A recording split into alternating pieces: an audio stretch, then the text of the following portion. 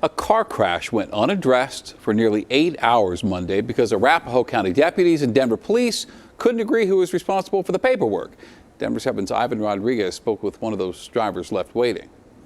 Even after explaining it, it's hard to comprehend.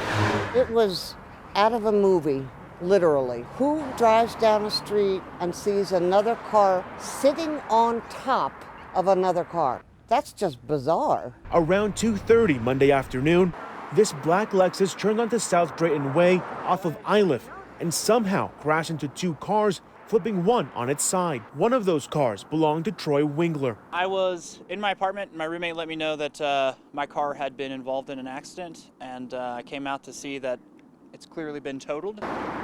And Troy's frustrations were just the beginning. At the time of this interview, police still hadn't showed up. It's 8 o'clock at night. Happened at 3 o'clock. The police are still not here. A security guard at the scene says the delays were because of confusion over which police agency should respond. Crash investigator pulls up. He starts taking over it. He kind of gathers as much information as he can from us.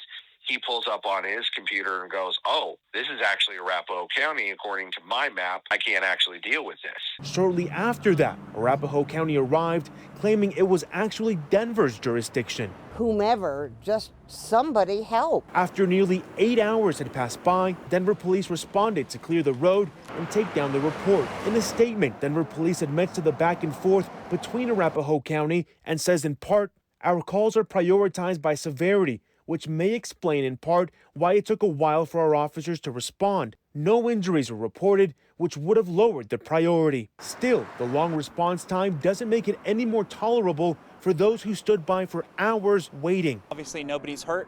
Nobody got hurt. But there's a car on the side of the road that's on the side of itself. Just figured that would be somewhat important. The driver responsible for the crash left the scene. Denver police tells us that investigation is ongoing. Ivan Rodriguez, Denver.